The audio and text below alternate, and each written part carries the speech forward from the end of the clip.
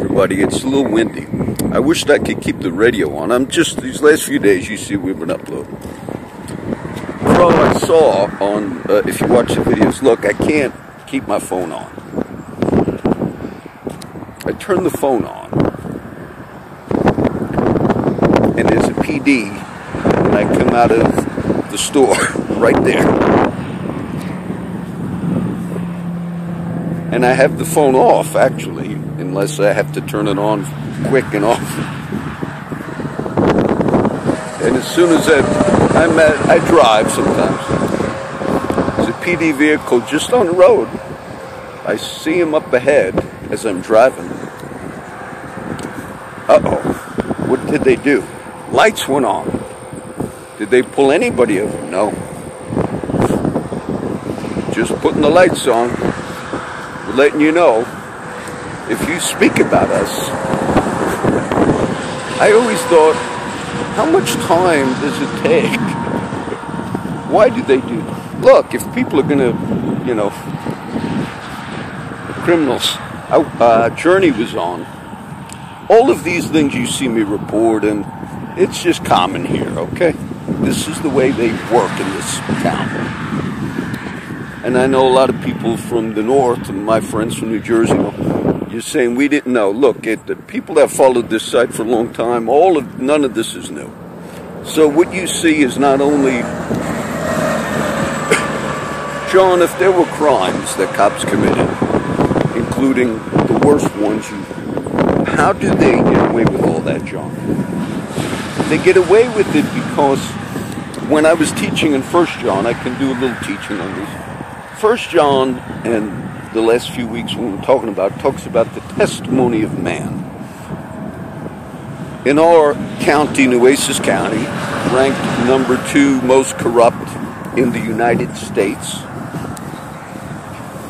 What you had the last few years, you had the newspaper, the Color Times and others, kind of exposed that within the prosecutor's office, along with collusion with the PD, that they regularly lie and use false witness or testimony. That came out in this case you heard me mention, Gaitan, but that came out in the Hannah Overton case, where in a normal county, that's where we're ranked number 2 after Dade County. So testimony means, I told you on that other video, and I did not lie. When I went to the police station a few years ago and said, I want to make a complaint, and they said, well, you gotta, you know, you don't do it by just complaining. I said, well, say if an officer committed a crime. And I asked the cop, he was a cop, but I said, say if I saw a cop just shoot somebody, don't you call 911? And according to him, he said, no, you do it different. I remember that.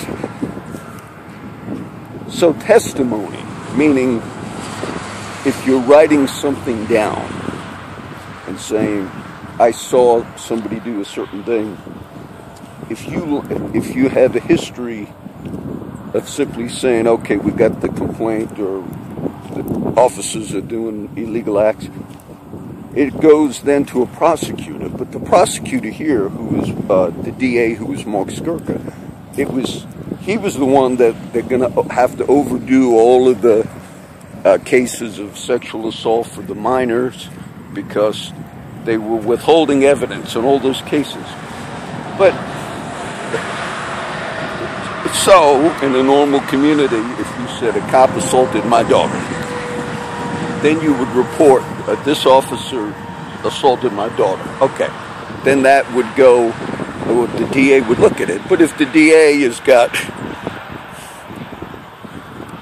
deals or collusion, and all that came out, that they lied, they got cops to get witnesses to lie in the Gaitan case.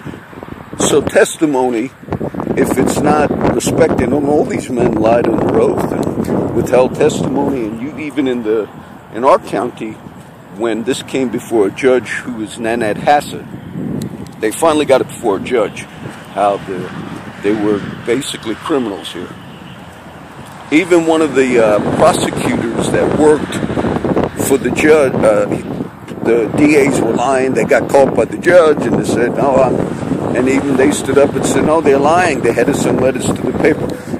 The whole thing I'm trying to tell you is, if you practice that, which you know testimony is false, and you suborn that, and so therefore, if people are trying to report a cop maybe killed somebody or whatever, you could say, well, we think they died of natural causes.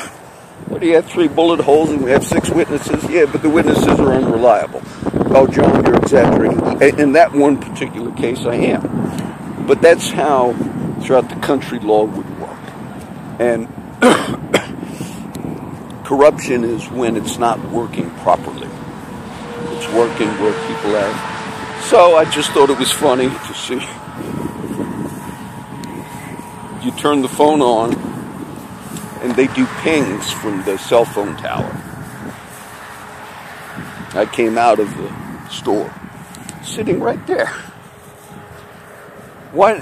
And you would think you have a lot more to do. That's why I laugh.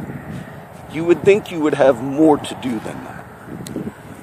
You would think that, maybe it would be a good SOP, close standing operating procedures, which they don't have in this department.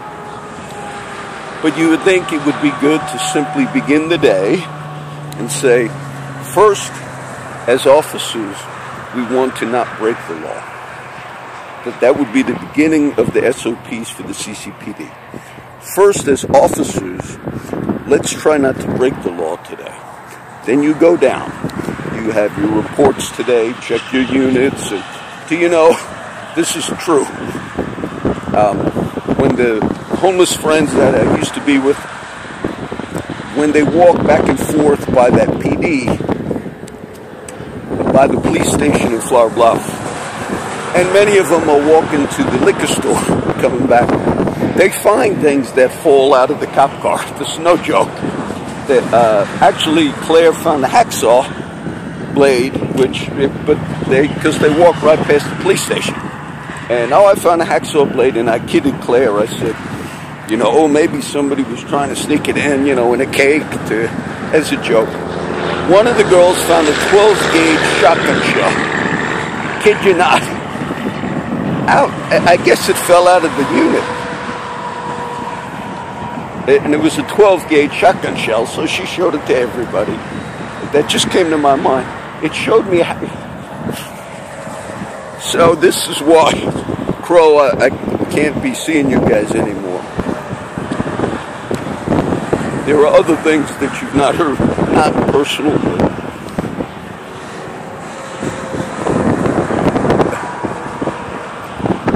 So, I just thought it was funny. That's another update for today.